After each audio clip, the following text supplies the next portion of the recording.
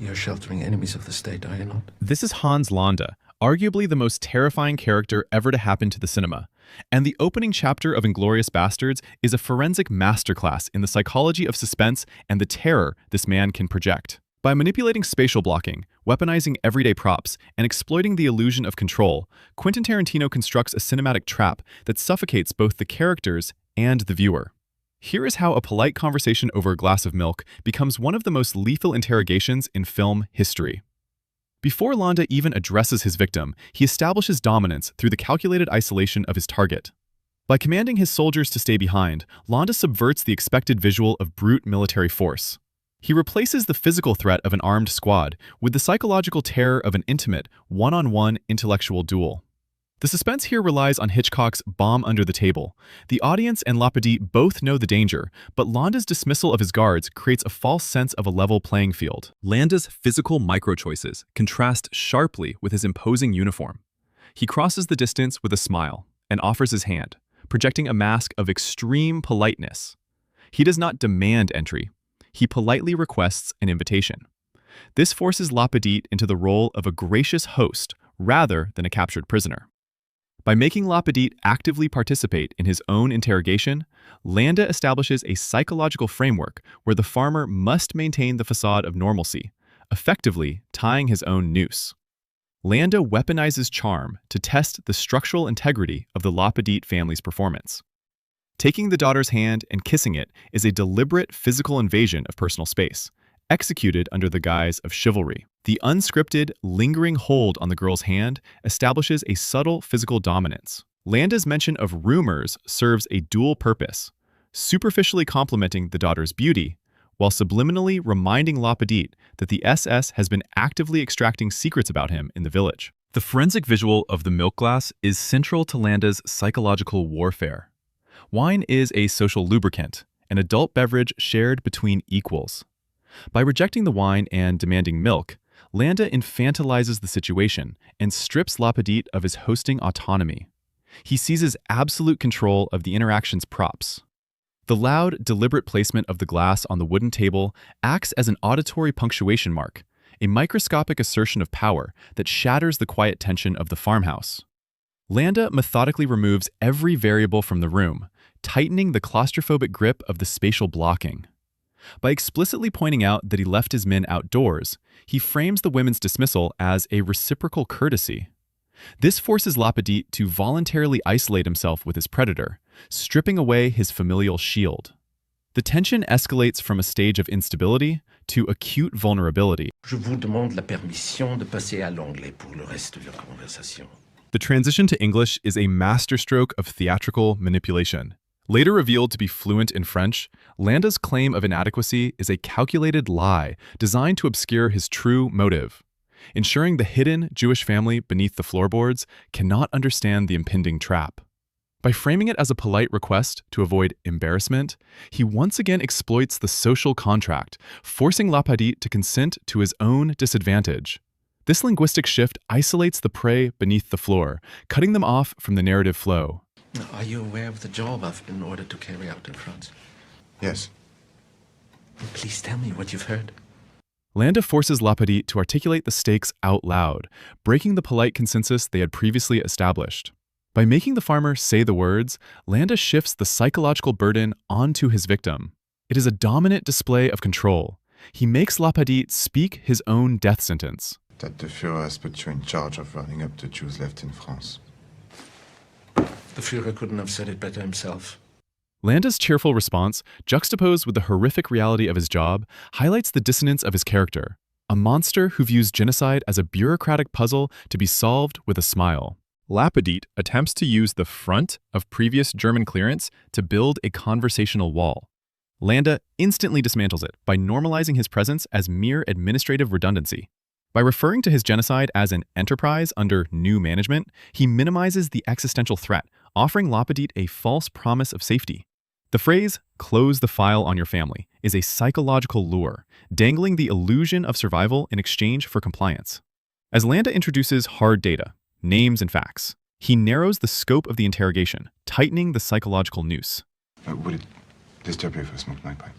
LaPadite's request to smoke his pipe is a micro-action of self-soothing, an attempt to project calm, expressive coherence while his internal anxiety spikes. Landa's permission reinforces the grotesque parody of a polite house call. The pipe acts as a physical anchor for LaPadite, a prop he uses to maintain his rapidly deteriorating mask. Facts can be so misleading, where rumors, true or false, are often revealing. Landa dismisses facts in favor of rumors to destabilize LaPadite's logical defenses. By forcing LaPadite to construct a hypothetical narrative, the escape to Spain, Landa is testing the farmer's ability to lie under pressure. LaPadite carefully distances himself from the Dreyfuses, classifying them as mere community members. This is an act of dramaturgical discipline, an attempt to sever any emotional ties that Landa could exploit as leverage. Landa uses rapid-fire interruptions to prevent LaPadite from finding a comfortable rhythm. By demanding highly specific details, like the exact ages of Bob, Amos, and Shoshana, Landa is gathering forensic evidence to ensure he leaves no survivors. The agonizing tragedy of the scene is that LaPadite, while attempting to cooperate to save his family, is unwittingly providing Landa with the exact inventory he needs for his massacre. The request for a second glass of milk signals a false resolution, momentarily easing the tension before Landa violently pulls the rubber band back again. He forces LaPadite to say the name the Jew Hunter, stripping away the polite veneer of Colonel Landa. This is the psychological pivot point of the scene. The polite investigator vanishes, and the apex predator formally introduces himself to the room. I can think like a Jew, where they can only think like a German. Landa's monologue transitions from an interrogation into a theatrical villain's manifesto. His vocal delivery shifts from probing to lecturing. By embracing the moniker the Jew Hunter, he removes any illusion of morality. The animalistic comparisons serve to dehumanize his targets, a classic psychological tactic to justify extreme violence. Landa's philosophy is deeply cynical. He separates himself from the standard hawk-like German soldier, taking pride in his empathetic ability to think like his prey in order to destroy them. Landa actively dismantles societal prejudice, only to rebuild it as an inescapable law of nature. I propose to you, any disease a rat could spread, a squirrel could equally carry. By forcing LaPadite into a logical corner regarding rats and squirrels, Landa proves that human hatred is irrational, instinctual, and inevitable. This Socratic dialogue traps LaPadite in a philosophical maze. Landa is not just looking for Jews.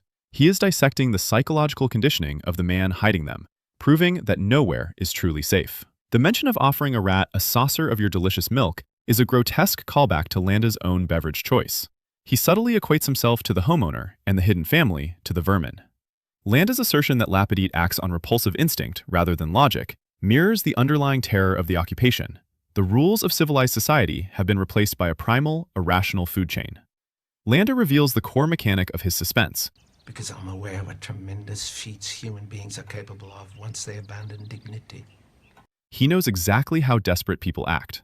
He maps out the physical geography of the farm, the barn, the attic, the cellar, systematically eliminating every logical hiding place until only the illogical remains. The phrase abandon dignity is the crucial dagger. Landa understands that survival necessitates degradation. The bomb under the table is no longer a secret. Landa is explicitly telling LaPadite that he has already solved the puzzle. The visual revelation of Landa's massive calabash pipe is the ultimate prop-based power move. It dwarfs LaPadite's modest pipe, visually solidifying Landa's intellectual and physical dominance over the space. The facade of polite conversation drops entirely, replaced by cold, transactional extortion. That I must have my men enter your home and conduct a thorough search before I can officially cross your family's name off my list. Landa threatens the immediate destruction of the farmhouse through a thorough search, pairing it with the absolute promise of eternal immunity if LaPadite complies. The rapid succession of Landa's final questions leaves no room for evasion. You're sheltering enemies of the state, are you not? Yes. You're sheltering them underneath your floorboards, aren't you? Yes. Point out to me the areas where they're hiding. The physical act of LaPadite pointing to the floorboards is the ultimate climax of tension, the exact moment the metaphorical bomb detonates.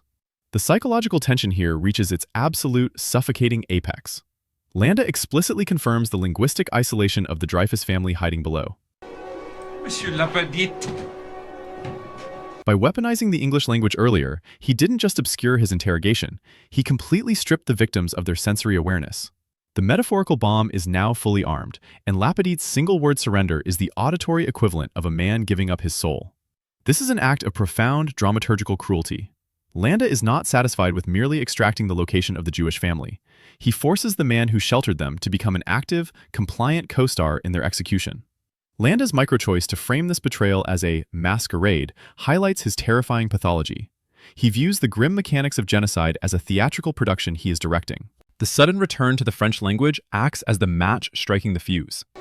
Je vous remercie pour le lait et pour votre hospitalité. Landa seamlessly resumes the physical mask of the gracious, departing guest, methodically addressing each member of the household to maximize the agonizing weight of the silence.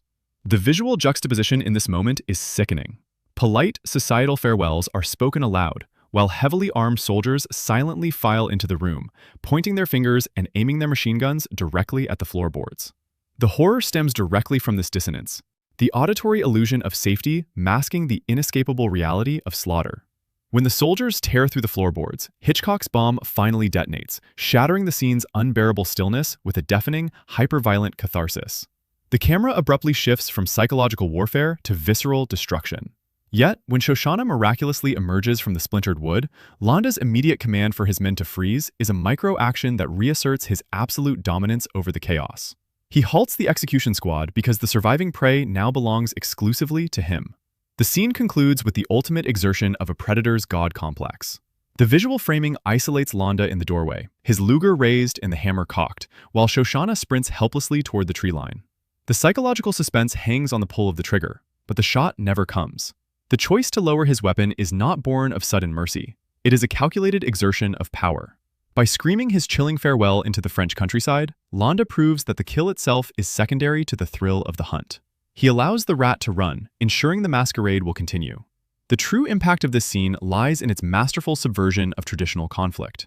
It actively trains the audience to look beyond the obvious threat of a military uniform or a loaded weapon, forcing them to focus instead on the microscopic shifts in posture, the deliberate pacing of a spoken syllable, and the suffocating constraints of spatial blocking.